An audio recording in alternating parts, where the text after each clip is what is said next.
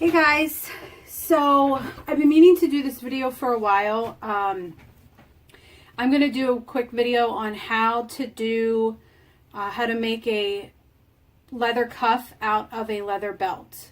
And let me tell you where I get my leather belts from. Obviously the thrift store, that's a great place. I usually only buy them on half days or half off days, because I don't like paying full price for anything. I also get them if you are lucky enough to have a Goodwill outlet near you. I get a lot of them at the outlet. The outlet is it's a very interesting place. You have to be a little aggressive to get anything there. But if you have one in your area, I highly recommend going. They're just giant blue bins of just crap. Lots and lots of crap, and they charge you by the pounds there, but you have to like fight the crowd. You have to be a little aggressive without being angry or mean. You got to dig. I recommend wearing gloves. Okay, that's a totally different video, but go on YouTube and search Goodwill outlet. It's a good thing. I get them at flea markets. My mom looks for them for me. I've gotten a few at antique stores, but they tend to be a little overpriced. I tend to not like to pay more than $3 for one, and that's really pushing it for me. Although if it is an extra special looking piece, I will buy it. So I have 4 examples here. You definitely you want to get genuine leather. This one actually says on it genuine leather. Some of them will not say genuine leather, although they'll look very real. So don't let them deceive you. And you're going to make a few mistakes, okay? And you'll know as soon as you cut into it, it's going to have stuffing in it or man-made material. You don't want that. This one also says genuine leather. So you want only genuine leather. This one doesn't look like it would be leather, but it is. This one's leather. So we're going to work with one of these today. I think I'm just going to work with this basic brown joint right here. It's super long. Those are my favorite. I love like the patina. I love the crazy brownness. I love it. I love it. This basic brown is awesome. You're going to need some stuff. So scissors for cutting your leather. You need a pen and something rounded or oval so that you can, after you cut it, so we can make the ends a little curved. And so I use a little cap here because I like the curve of that. Something to mark it with. You need a piece of wood, okay? These are specifically for working with leather, and I'll show you what this does, but you do not need this. You don't need anything fancy. You just need a piece of wood, okay? A little piece of wood with no bark on it, just scraps from somewhere with no paint or finish on it or anything. This is another one that you can get. And then you need a leather punch or a nail and something to hammer it with. I bought myself a leather punch and I love it. I use it all the time. Okay, so I have to keep this under 12 minutes because that's the only time that I have on my phone.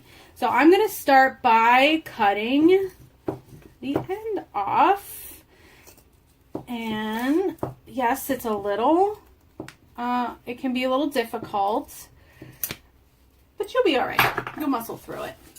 I generally am going to make these 7 or 8 inches. I make mine adjustable. So I'm going to make this, we're going to go with 8 inches. And I'll show you how it's adjustable.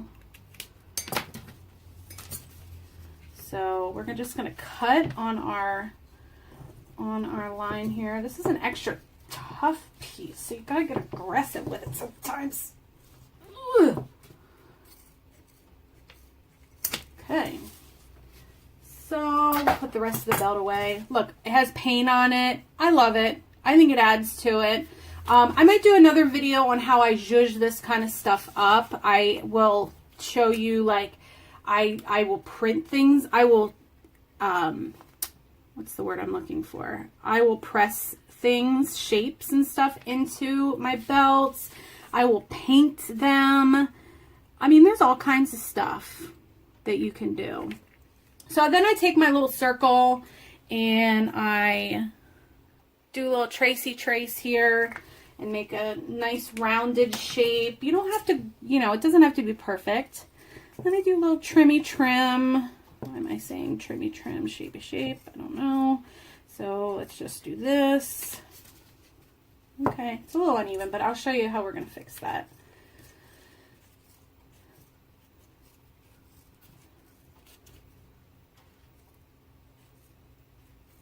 Okay, look at that. Okay, now we have semi-rounded edges. Okay, so in addition to your other tools that I mentioned, I didn't mention that you'll need like a sanding block of some kind. It doesn't have to be this aggressive. This is very aggressive. It could be something like this. I'm going to start out with the aggressive one and see how that works. And I'm going to like just sand this down a little. I'm going to get my scissors back in, trim it a bit. I want it to be beautiful.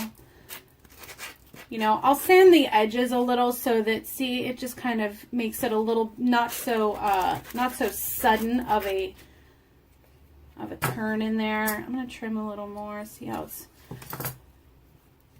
see, that end looks pretty good. Doesn't have to be perfect. Okay, now this end's got problems. I don't know what I was doing here. I'm just going to do a little trim there.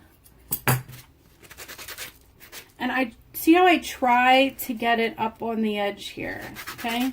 Do a little sanding. Let's see. That looks way better, but I still feel like there's a little too much. Actually gonna, there we go.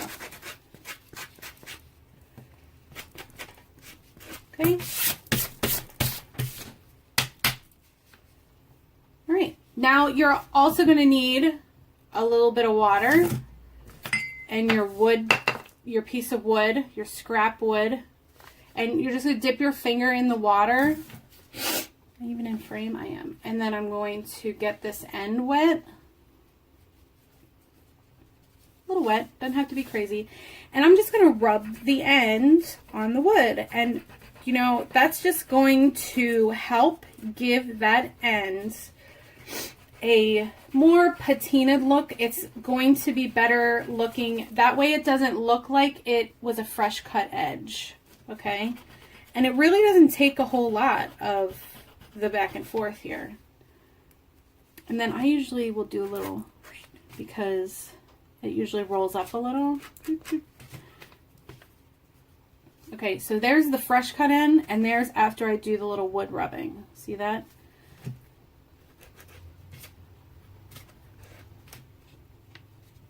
It looks way better.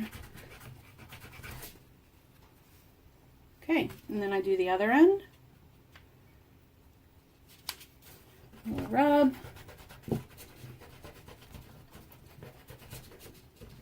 That way the end doesn't look like it was just cut off, even though it was. Okay. Now the other thing you'll need, okay, now this tutorial does not, we don't mess with snaps here. I hate snaps. They are the bane of my existence. I have snaps in my collection of tools. See? I have a whole lot of stuff up here, and snaps are up there somewhere. But I'm going to tell you, I hate them a lot. They are difficult. So I use these really wonderful things. This is called a screw post, if you want to look that up on Etsy, Amazon. There is a Chinese or Asian Etsy shop that I used in the past, and I love them. Yes, it takes a little bit for you to get them, but they always arrive and they work great. So what this is you're going to put a hole here, and then we're going to stick one end through one side and one end through the other, and we're going to screw it in. And I'll show you obviously how that works. But it comes in silver. It comes in this brass, antique brass, and a gunmetal. And I think there's a couple other ones. They might have just a shiny gold. But these are the three that I work with most of the time. So now we're going to put a hole in one hole in one end for the screw post. Okay.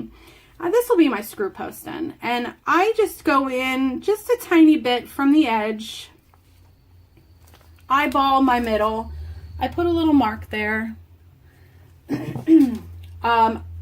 For the screw posts, I will put a, I'm gonna tell you, I'm gonna put like the third hole size. It works well for me. So we're gonna line it up, give it a squeeze, I give it a turn, and now we've got a hole. Okay. And I'm going to use the antique brass here. And I'm going to put one end in. Then I'm going to screw the end on. And if you make these for people or to sell or for yourself, you need to make sure you tell people they can't hand screw this on and expect it to stay. It will not. It will fall out. And these things are not cheap, okay? They're not, so you don't, if someone loses it, it's a pain in the butt. So you need to have them screw it in, hold the end, and use a screwdriver to tighten it, okay? Just my friendly advice. Now here's the nice part. Here's how I make this adjustable. I'm going to change to the second biggest setting here. And I actually will make 4 holes. So I will make a hole on the end and then 3 more. Okay. I think my video is going to end, but then there's going to be a little blip here. Okay. Hang tight for me. Okay, sorry. I'm recording on my phone, and it's a little, I don't have much time, you know how it goes. Okay, so I did my marks for my 4 holes, and you can put as many holes as you want or as little holes as you want, but this way it's pretty flexible. Then I'm going to punch my holes. You can also space them out as far as you want. It's totally up to you. Okay. Now, when you do this, it's not going to fit.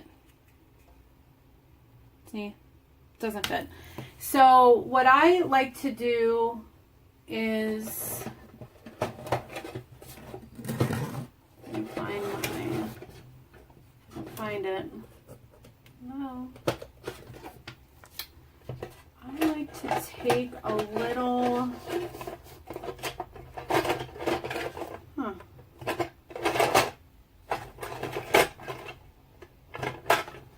like to take an X-Acto knife, of which, oh, there it is. I like to take a little X-Acto knife and just, I do a little tiny little slit right here. Now let's see if that works.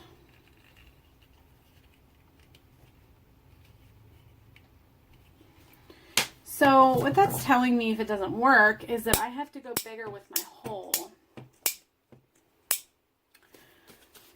So I'm just going to go back and do one up. Oh gosh, hold on. The end of my video is failing. All right. Yeah, I got to do one up. So we're going to do one up size. And I will tell you that the size of this hole really varies depending on the leather. If the leather is really thin and pliable, I find that the smaller hole is going to be better. But it is always better to go with a smaller hole and then need to go up a size than do a big hole and you got to throw the leather away or start over. So it's still having problems. So I am going to still do my little slit. And for these guys, I'm going to do a little slit off to the side. And even after I do the slit, it might be a little difficult. I mean, this is thicker leather, so it is going to be harder. Oh, there we go. It's going to be harder. I also have a little thing that I tell my clients when I make these.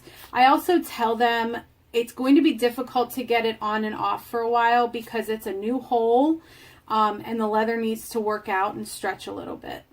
So there we go. Look at that. Easy peasy. And you can switch it from which hole you want just simply by unscrewing it with your screwdriver and moving it. And that's it. Let's put it on. Let me model it for you. See what I mean about being difficult? Okay. I find that the sound helps, like when you make that. If you make that little noise. I'm just kidding. I don't know. Sometimes it does. Oh, God. No, I can't get it on. Hold on. It can be difficult when it's new.